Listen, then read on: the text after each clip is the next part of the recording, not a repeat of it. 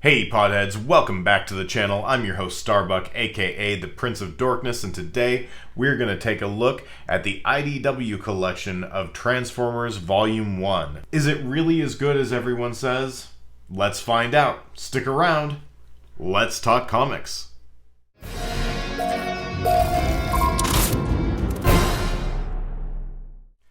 Hey Pod Squad, welcome back to the channel. Make sure that if you're new here, you subscribe below, give me a thumbs up, and make sure to ring that bell for notifications so you know when we've got new videos going up. Today we're going to take a look at the IDW Collection Volume 1 of Transformers. Now this is a new book to me. I've never read any Transformers comics.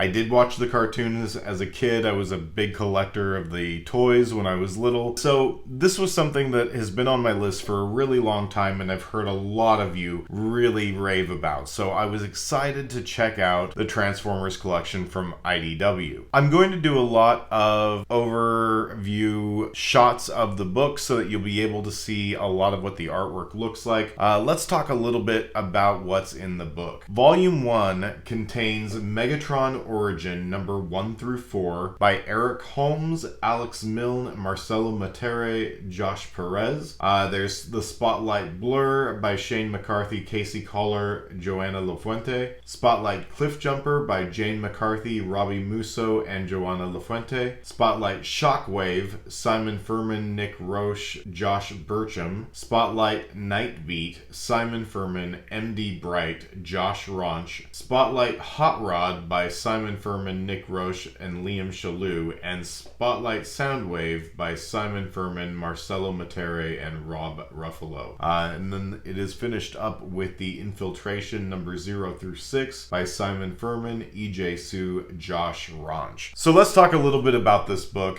As someone who's never read any of the Transformers books, I thought that this would be a fantastic place to start, and it does seem to be where IDW wants you to start. In the introduction to the book, they talk about how to present an IDW collection of the Transformers. Should we do it in publication order? Should we do it in chronological order? And apparently, from reading the introduction, they chose to do kind of a hybrid of both. That being said, I don't know that they made the right choice. The book starts out with Megatron Origin number 1 through 4. I felt like this was the weakest part of the book. I had very little fun reading it, to be honest with you. The story by Eric Holmes I really enjoyed because it's kind of a revolutionary uprising led by our main antagonist of the Transformers storylines, and inasmuch was a fun story. Like, I really enjoyed what Eric Holmes was trying to accomplish. However, I have to say that this is one of the few books where the art really let me down. Being that this book is really just a bunch of drawings of giant robots, when the artist gets a little fancy and does unique angles that are,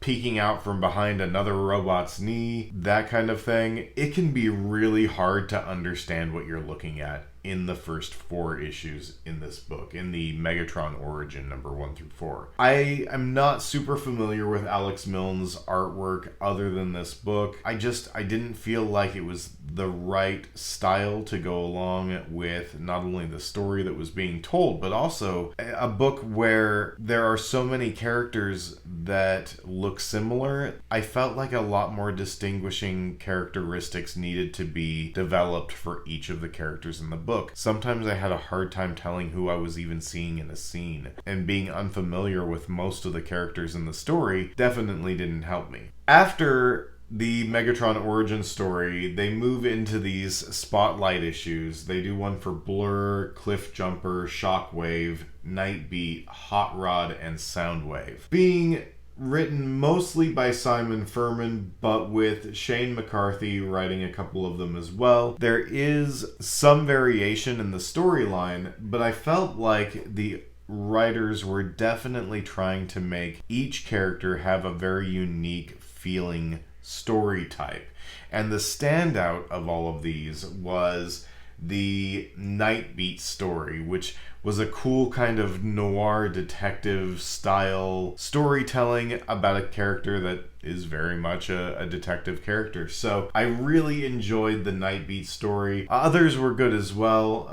The Shockwave story was good. The Cliff Jumper story was really great. I enjoyed that a lot. I liked the Hot Rod story. The Soundwave story, yeah, it was okay. The strongest point of this book was the Infiltration number 0 through 6. This was the Transformers book that I came to read. I don't know if this was IDW's Transformers number, I don't know what number they were. I know that it's Infiltration number 0 through 6. I don't know if that's a mini-series before a ongoing series started, or if they're just giving me the titles of the volumes of the story. So I'd like to do some more research about that. If you guys know, please let me know. It saves me some Google time. This book was definitely a fun read. I read it quickly, and apart from the first 4 issues, which I felt like were kind of a struggle for me, the book flowed really well, and I enjoyed the way that they curated the story so far. I'm definitely excited to see volume number 2 and see if it continues going in the style that the Infiltration storyline did. And let's just say, the reason that I like that story is I knew every character in it. All of the Autobots and Decepticons that you're familiar with if you're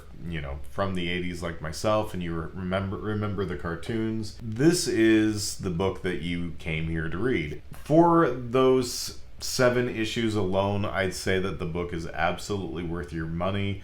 I think I got it for like $20-some on Amazon. So it's built just like the other IDW collection books. If you're familiar with the Teenage Mutant Ninja Turtles line, book is pretty much the same construction. The one thing I will say about this particular book is that the binding glue did come a little loose from one of the covers, which gives it kind of a little bit of a rolled spine, which is not common for these IDW books. It could be just a one-off. It did get delivered in the rain, poorly packaged by Amazon, so who knows.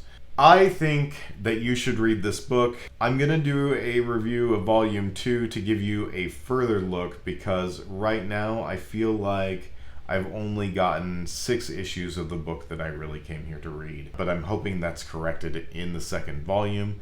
I'll let you know as soon as I get done reading that one. I hope you guys enjoyed my video. Thank you so much for taking the time to spend with me today. Make sure that you hit that subscribe button, give me a big thumbs up, and share your thoughts in the comments with me. I love talking with you guys. Thank you, Podheads. I love you, and I appreciate you.